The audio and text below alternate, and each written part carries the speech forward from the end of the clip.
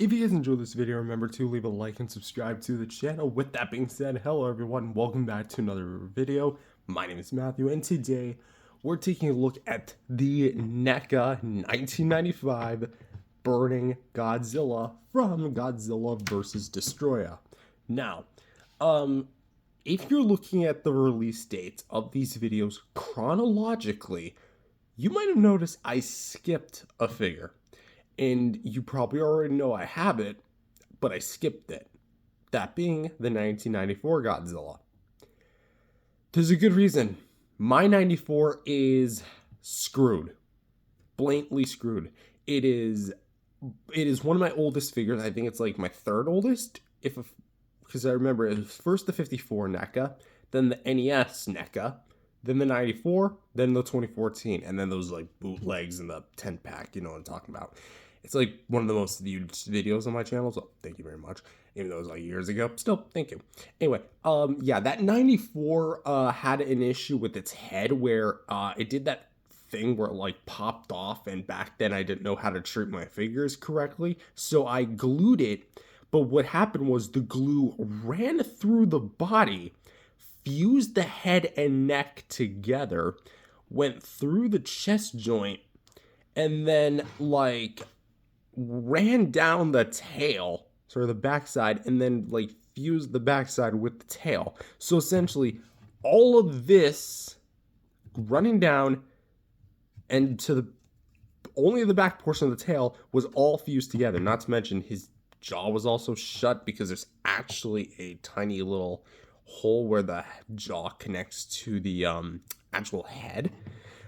So that's why we're not doing the NECA 94 review, because even though I did one for like the NES and the 54, those at least still function. My 94 doesn't function anymore. It does not articulate very well, and it's not meant to do its job. So during sometime this year, I don't know if it's maybe this summer, this fall, this winter, I don't know. I want to put my more money where my mouth is on other things right now. I do plan on getting a replacement because I do have some options, and yeah, that said, you might have, so yeah, that's just kind of to clarify why I'm not doing the 94 review, just not for now. Not to mention, I don't want to do any like sort of like half-baked review on that figure, so that's gonna have to be on the back burner until I can get a replacement, mint or used. As long as the articulation works, I'm pretty good with that. Anyway, back to the 95. So this is going to be obviously based on his appearance in the 1995 film Godzilla vs. Destoroyah, and took me, I think, like 7 years to hunt down. I got this guy, I think, at the beginning of 2023, and this guy was released all the way back in 2015. I believe. Again, it's all I believe. So, I believe. You know that song from Shrek? Anyway. Yeah, so it's going to be quite a very long ride, but it's finally time we take a more updated HD version of this figure. So with that said, is this figure as good as the movie is, or unfortunately is he just gonna have a meltdown whenever I see him? Let's find out. So for the sculpt and paint, we're gonna take a look at the head here. And as you can see, the head is actually, I'm just going to, how do I say it? The body itself, from head to toe, to the tip of the tail, to the tip of the dorsal plate, uses the mold from the 1994 Godzilla, which essentially already off the bat makes this inaccurate. Because even if the 94 figure was accurate to the 94 film, which it's not, this actually is a completely, well, I don't want to say a completely different design, but it is a different overall design to the 94 suit. See, the 95 suit was a bit more bulky than that of the 94 suit, had different dorsal plate arrangement, and was all translucent orange. Well, most of it was, at least. While they did keep the translucency, basically everything that was copped off from the 94 figure is brought back here. And really, as far as the sculpt is concerned, there's really not much differences. In fact, it's, again, pretty much the exact damn same thing. What's going to be the difference is going to be in the paint job. And I'm pleased to report that the paint is actually, big asterisk, Not accurate, but very, very pleasing. What do I mean? Well, let's take a look at the face. The eyes are going to be a fiery red with some nice yellows and blacks for the actual pupils and irises themselves. The face is going to be sculpted pretty good, and I will say, again, it's not necessarily accurate, but it's certainly quite a really nice overall look. I will say that the actual head looks a bit elongated. I think it looks more better from the front. Like, this looks more like a mean Heisei Godzilla, while this looks a little like Heisei, but it almost looks like some sort of other animal. I'm trying to, like, think. Doesn't this kind of look like some sort of, like, I'm trying to think of I'm thinking of a meerkat. I don't think that's the right animal. Like, this looks like another animal. This looks like a certain animal, doesn't it? Just imagine the ears were pointier and bigger. Anyway, but yeah, the actual head sculpt is actually pretty well done for being one of the I think the second ever sculpt they did, which we have some very fine details here of the little scales that kind of start here and then fan their way back to the back of the head. For the nostrils, they're not going to be like super duper detailed. They're just not like as prominent as later NECA releases. Opening up the jaw, which mine is a little slack jawed. I mean, that's okay. We have double row teeth, which are going to be individually sculpted and painted. The upper teeth are going to be more prominent than the bottom one for obvious reasons. The gum paint is actually pretty well done. The tongue is more on the long and narrow side, so if he like raised up his tongue, it would just kind of look weird. So I will say the tongue's a bit of a distraction just because of like, I feel like the tongue should just be overall a bit bigger, but that's, I guess it's serviceable, yay. So yeah, closing his mouth, we can see that the gums do have a very prominent part of this figure. Like, it's clear that NECA wanted to give this guy maybe a bit more of a, like, not a snarl, but definitely have more of the gum exposed, or this was just a big, massive paint job issue. So, again, I don't own another 94, so I can't really compare to one. But something you're going to notice about the head is just how blue this is. Like, shockingly, for a burning Godzilla, he is very blue. And this is because the original 94 Godzilla had a blue paint job. It had a very blue shiny finish, and that's what this figure kind of adopts. So you're going to see the ears, which are nicely and pointy, and then the head, which is going to be all sculpted very well, at least as far as detail is concerned. Next is the where the translucent plastic begins, and as you can see, this whole piece is going to be actually sculpted in a translucent orange plastic with black and blue paint over top. And I can tell you it's that because if you pop off the head, see actually just where, there you go. As you can see, it's all orange in there just with the black over top. So with that said, we actually have a few streaks of orange, almost like lava. I like what we have here. It's definitely, again, not trying to be accurate because this figure was doomed to be not accurate as soon as it kind of left the concept phases of being just a 94 remold. But it looks really nice regardless. Maybe not so much here where we do have a bit more of like green and blue mixing together with the orange. It doesn't look necessarily coherent. I feel like maybe that could have been tightened up even for 2015. But this looks at least still very eye candy and very nice what we have here. The scaling is a bit more on the softer end because keep in mind this was more of NECA's earlier takes of Goji. But of course we have the folds in the neck, which look really nice. Also, I want to kind of reiterate that this is the original release or one of the earlier releases, not the poster box variant where it is a bit more matte in terms of its paint job. So if you want me to track down that, that's going to be like nearly impossible. Anyway, back to the body here. So the chest is going to be, again, rather soft in terms of detail. We have the front side, which is going to be kind of more rectangularish, and then we have the sides of it, which are going to actually feature some diamond-esque plating on the dorsal plates, the scales, which are actually really well done. The arms here are actually going to be done very well and look very nice. We have like a lot of orange infused with the black and the blue. It very much almost reminds me of Halloween. Like this almost looks like some sort of like Halloween Godzilla. Ooh, I know it's like literally June, but who cares? You can celebrate Halloween whenever you freaking feel like it. If I want to show up to the Christmas party dressed as Freddy Krueger, I will absolutely go to the Christmas party dressed as Freddy Krueger. You do not freaking shame me. Halloween is freaking awesome. Anyway, yeah, so it's going to be the shoulder and the bicep just joints. We have a bit of translucent plastic here, and then kind of runs down to like the bigger sections where we have this one streak and then this bigger patch. And something I do like is that if you angle it the right way, they do somewhat connect. I can't believe I'm also saying this, but it actually connects better than that of the Biolante Bio Attack, where it looked like it was pouring down, but then it like gets cut off. That's not actually what we have here. This looks actually kind of more coherent. We'll say there's a bit of blue thickness there.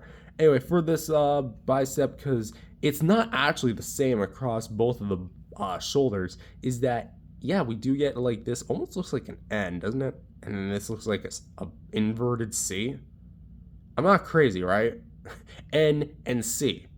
What does that stand for? That's your, let me come up with one right now. Nicolas Cage. There we go. Nicolas Cage. Trying to just wing it right on the head. Anyway, so we can see more of the orange translucent plastic. The forearms do not use the translucent plastic. They are essentially, so to speak, the 94 hands straight up. We have the scaling making a return with the blue highlights, and the hands, which are going to be pretty damn well sculpted and painted, just to show you the detail. And the painted claws, which actually have some shading, which have a more like eggshell white to a more blue kind of tip, and blue base, and it looks really nice. Again, not so much accurate, but I do appreciate what we have here. Going down to the crotch, where this looks more like basic fire, like cartoon fire. Fire, is that you? We have some like streaks going down from the dorsal plates, which are all translucent. Might as well talk about those in just a brief moment. We have like these streaks going back here to the dorsal plates as well. And about the dorsal plates, again, all of them, say except for this one, are all going to be made of like this very gummy flexible plastic. Like this was when NECA was using very more cheap end plastic compared to the more solid rubber plastics that they later used on things like 89, 2003. And it looks and feels actually at least decently malleable and looks really good. Like this for what was $20, damn good, like awesome. The actual like fins are going to be in the center a solid black to blue, and of course the outskirts of the fins were translucent orange, and I do like what we have here.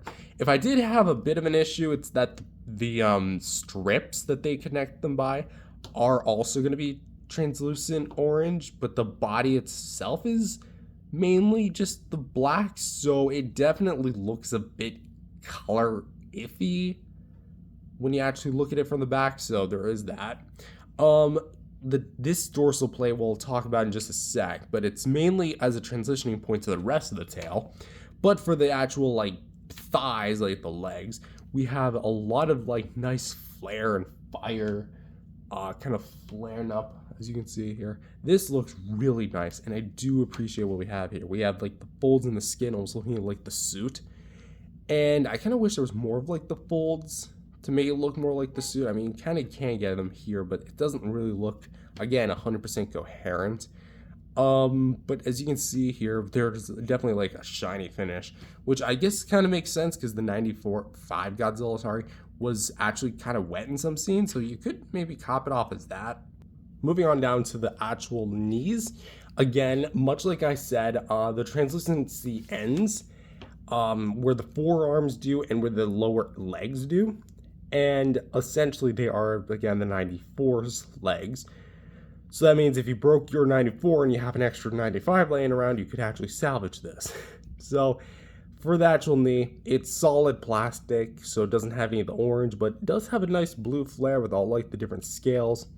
For the feet, they're gonna look pretty well. They're not as big and bulky, but almost look like shoes, don't they? Probably just ruined your whole perspective on this figure from this review going forward, huh? Anyway, the claw paint does look, again, pretty good. And I do like what we have here, probably just because I'm a sucker for blues. And for the actual dorsal plates, like I mentioned for the tail, this is going to be like a transitioning point instead of an abrupt change. So it's like a hybrid tail, dorsal plate. And from here on out, we do get a bit of orange paint, but from here on out, it's going to be mainly the standard white, which, as far as my personal opinion, I like this kind of color change. Let's focus in. There we go. All of them are going to be frosted white with the blue base. And the detail, while soft, is still really nice for what you do get. I do like all the segmenting with the darker lines in between the segmenting actually being painted differently, so you do get that as well. And yeah, it's not a particularly long tail because, again, this was one of NECA's earlier figures. And again, their 2014 tail was absolutely stupid long. But for what you do get for the 94 Godzilla, I think that the sculpt and paint overall, well, let's talk about that. Accuracy, no. This thing is not accurate. And let me just say, I don't really think this thing could have been accurate unless NECA really paid attention to the movie and was merely trying to find a way to get a burning Godzilla out onto the market. Do I think they did a good job? Honestly, yes. Why? Because despite its flaws using the 94 sculpt, because let's be honest, the 94 sculpt is a very dated sculpt. This was one of their earlier figures, as I said, for the billionth time. The color, I can't help but feel like I love the color contrast between the bright orange and reds versus the dark black and blues. I guess it's just because I love orange and blue, so having a orange and blue Godzilla just really kind of seals the deal for me and just is something I actually really like. So maybe it's just because of my personal preference, but that's aside, I think that the colorization's actually done very well. Maybe not so much like transitioning where there's blue to black, because there's definitely like some obvious color differences between the forearms to the upper arms, the head to the neck, and of course the knees to the feet, the knees to the leg, plus the tail to the body. As you can see, there's like a lot of blue caked in there. So maybe not so much in that aspect, but so I will have to dock off some points for that. But my personal opinion for what was NECA's like more original take, I think that this thing could have been a whole lot worse.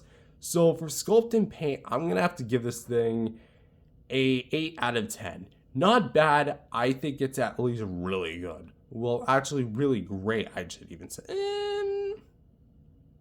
Let me dial that to 7.5. It's really good. An 8 would be like a really great out of the park, and then we would get like 9, 10. I'd say this guy sits comfortably at a 7.5.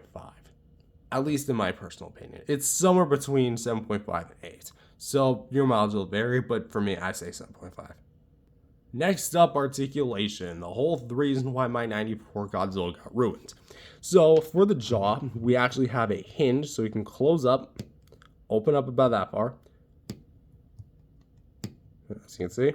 For the neck, or sorry, for the head, you actually might have saw this, but if you don't know, you might think that it just plugs into the neck on a ball peg. That is not true. Kind of. See, it plugs into the neck sleeve, as yes, I said sleeve, on a ball joint, so we can go full 360 comfortably, maybe without popping off. There we go. We can go left, right. Let's actually put it to the front. We can go left, go right. We can go up some, down some. Of course. There you go. And we can spin it at least to a reasonable degree. And that is because the head actually kind of starts splitting a bit, because it starts like expanding the socket thanks to the way that the neck is done. And you might also notice that there's a bit of a groove. There's a bit of a sleeve back there. Well, this is the sleeve, this is the groove. And basically what that allows you to do is kind of make him look up a little higher. So in case if you have an in-scale Destoroyah figure, I think maybe the 8-inch Bandai would work with this guy. You can actually get him to look a little bit higher up, which is the reason why this thing was constantly falling out, was because NECA didn't really think about this head joint potentially interfering with the actual articulation. So that said, this thing is more of like a big collar for him, and there's like this big long rod. If you want a better look, go to my 95 reactor glow review from a few years ago and you'll see. Anyways, or I'll just cover it in the later review. So for the actual neck piece, we can go up, down, and side to side. And using the two joints, we can get a lot of great range. This is actually very nice. For the shoulders, we have ball joints here for the shoulders, which we can go full 360, out to the side, in and out like this. We have a bit of a hinge right here, although you're not going to get too much out of it. I think you can actually get a little bit more out of this one. Yeah, there we go. So you can get a little bit of range. For this elbow, you can get a little bit of range like this, out to the side, in like there, and full 360 degrees. For the wrist, which we can go a full 360, and it's on a ball joint, there you go. For the fingers, which we can actually go in like that and out. This is the first time that they did the finger hinge, which I'm glad that they actually later did return those for like later releases. We have a ball joint here at the waist. It's actually a barbell style ball joint, knocking over the head. And of course the tail popped off. Why not? Anyway, so yeah, there for the waist. Let's try to assemble this guy. Okay, I guess not. Fine. You're armless, or you're headless for the rest of the review. And there you go. Do keep in mind that the spines will bang up into each other, and though they are made of rubber, they are still very malleable, and this one's kind of coming out of the socket a bit. There you go. So for the weight, the hips, we can go a full 360 degrees. However, do keep in mind that there is kind of a gap here just to accommodate that articulation. So depending on how you look at it, it's not going to necessarily be the best. That dust. Damn, I gotta give this guy a bath. I didn't actually realize. I mean, it's inside the joint. You didn't really expect me to see that. Also, by the way, can't really get like a whole lot of crazy poses with the hips. We can go a little bit out to the side, just like that. We can go bend in like that for the knee, bend out like that for the knee, and can rotate here at the top of the knee. It's a singular hinge, and you can pivot a little bit with the foot. Not too much range, but we can definitely do a full 360 degree rotation. Come on, don't get caught on the knee. There you go. And pegging the tail back on, as you can already see, there's going to be 1, 2, 3, 4 ball joints, which the tail loves to pop off on mine. I don't know what the previous owner did, but you can kind of straighten it out if you want to. Go up. It almost acts like a hinge, although it's not a hinge. You can actually go like side to side with it. It's like one of the more smoother and more tolerant joints, I would say. And then the rest are just kind of loosey-goosey. And then, as you can see here, all this is pure rubber. So there's a metal wire that pops through there. My 94 already has its tail popped, like the wire itself popped through. So that's why I need to replace that piece of crap. I mean, it's not really crappy. I did that to myself, but still. That said, I'm not that person anymore. So only more people in this world actually believed in change. Don't you all think that the world would be a much nicer place? Maybe then we wouldn't have so much toxicity on Twitter. Anyway, as you can tell by the actual sculpt, or the articulation, sorry, it is exactly carried over from the 94 Godzilla, which means all the issues from that Godzilla will be returning here. Do I think that that's inherently bad? Well, yeah, it just kind of ruins the experience of having joints constantly popping off, especially if you got this guy used.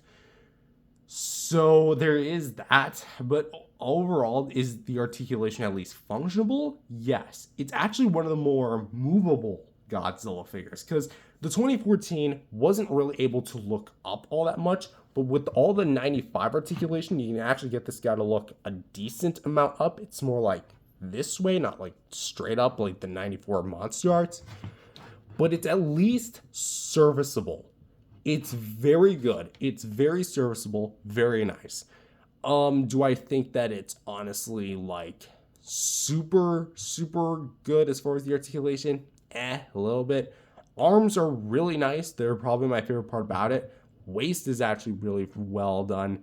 I think the only thing that could have been used a little bit more work was the tail and maybe the legs. But if those two were fixed, guarantee this thing would have gotten at least a 9 out of 10. But for me, I think that this thing deserves a comfortable 7.5 out of 10. And we're going to actually bump up the sculpt and paint back to an 8. There, that's my final score for both of those. And for some size comparisons, here he is with some other Playmates. Well, some Playmates, not other Playmates. You're not a Playmates. You're a NECA Toys. Here he is with some Playmates toys, Godzilla Kong figures with the Battle Roar Godzilla Vault and Kong standard versions, which, while I do like these two, can we bring this back? And here he is with the other 94 sculpts that NECA made, with the 94 standard version and the reactor glow. And like I was trying to make mention, you can see the glue like seeping down, and it just looks ugly. Plus, if you want to see that bent or the popped wire, I think it's somewhere on here. No, that's somewhere on here. I'm trying to find it. Almost bent the whole figure down.